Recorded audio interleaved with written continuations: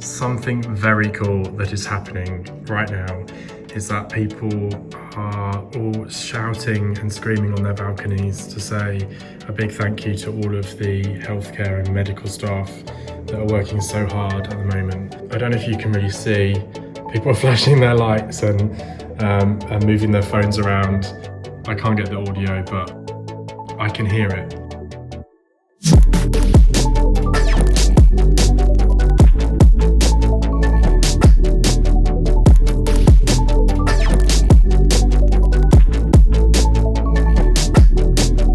So that was a really amazing experience. I've never seen anything like that before. I didn't realise it was happening here.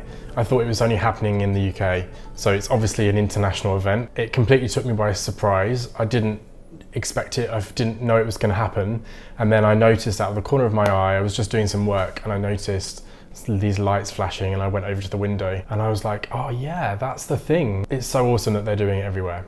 So I did the little dance with my phone because I thought, I can't stand here and watch, I have to take part in this. This is what it's all about. It's about everyone taking part. I really hope we do that next week, the week after, etc., and it's not just a one-off. I think we need to support everyone working in healthcare in general, but especially those working in hospitals, so that's doctors, nurses, and everyone else who supports them and supports patients in hospitals. I think it's really important to do that. Yeah, so this situation, wow, I don't know what to say about it.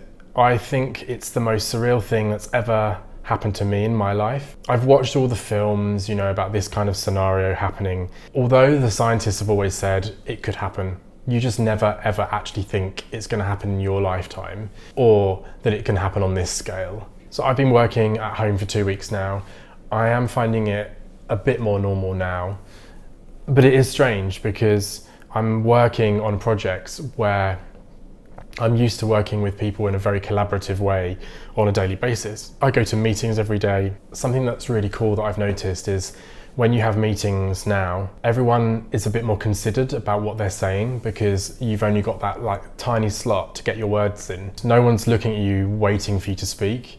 You kind of have to speak and then that's when you get the attention. So you can't really just start speaking unless you have something really relevant to say. So that's something that I've noticed, which is actually quite good because it makes meetings more efficient than they normally are. It is a bit surreal, but you get used to it. We're humans, we're used to adapting. That's what we've done since the dawn of time.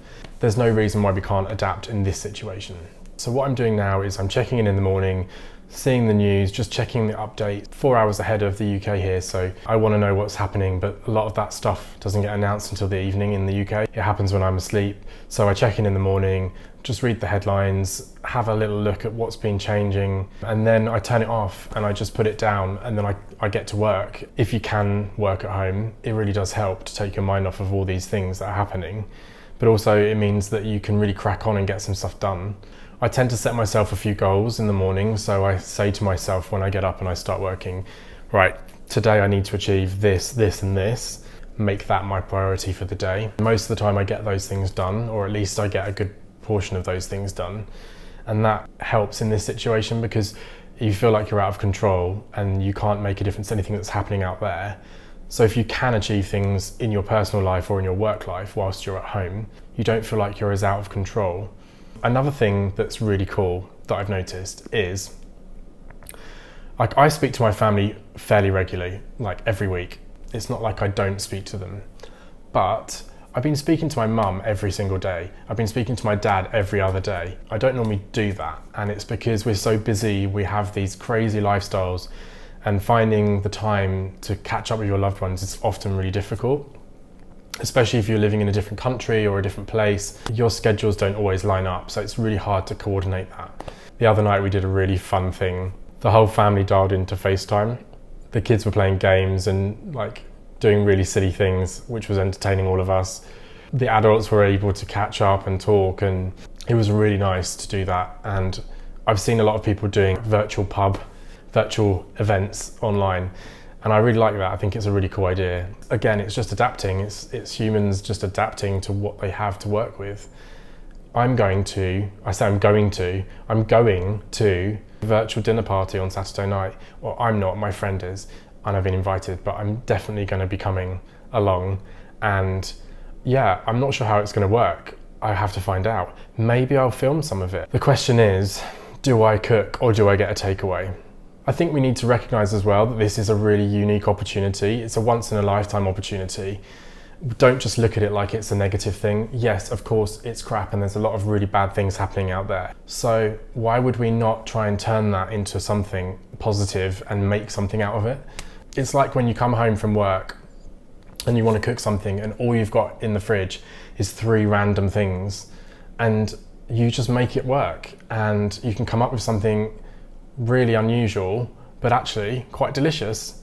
And this is kind of like that. This is our opportunity to maybe change things up a bit. The time where we finally realise that actually we can be more productive in dynamic environments. I'm definitely using this opportunity to be more creative. I've been wanting to put some content together for ages. To be honest, I just don't have the time usually. Now I'm able to be way more productive in the time that I have available. And that means that I can do more after work, create videos like this, which hopefully is what I'll be doing more of. For people that are at home, it's a really good time to connect with the kids. Families aren't always together enough. There's a lot of opportunity to really think about what we want in our life, what's important to us, and I think that is all coming out naturally anyway.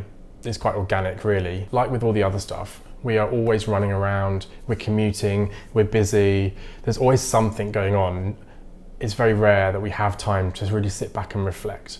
The only time I normally ever have to do that is when I'm on holiday, but then when I'm on holiday, I'm usually too excited about the place I'm at, and so I'm not thinking about life, I'm thinking about where I am at that moment. We are going to be home for the foreseeable future, and why not use that time to have a bit of a chill and think about what you want to do. What do I want to do? I don't know what I want to do, but I'm going to think about it now.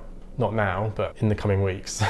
I've spoken to many friends in the last week that I haven't spoken to in a year or even more than a year, because it sounds really awful, but we all live these crazy lives. This is a really good time to reconnect with those people. I hope as well in the long term that as a world we learn from this and we prepare ourselves better, that we look after everyone in society as well, because I think this has shown some attitudes that aren't necessarily pushing equality, and I want that to change. I really want there to be a real movement now. We don't just go back to our kind of isolated ways of just making sure we're okay.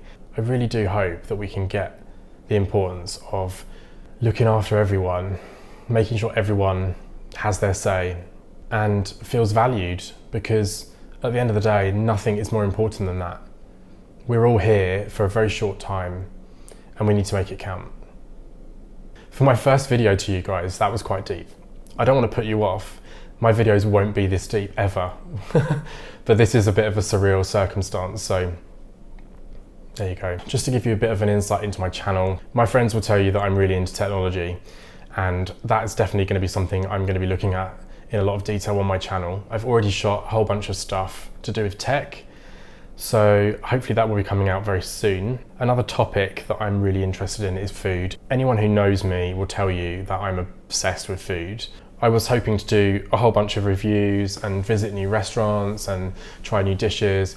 Now, I will still be doing that, but in the foreseeable future, that will be takeaways and deliveries, and maybe there won't be so many of those videos. The third area that I'm really passionate about is travel. That's probably not going to be happening much in the foreseeable future. However, I do have footage going back about 4 years that I've shot, and I've been wanting to edit it and make it into something, and I haven't.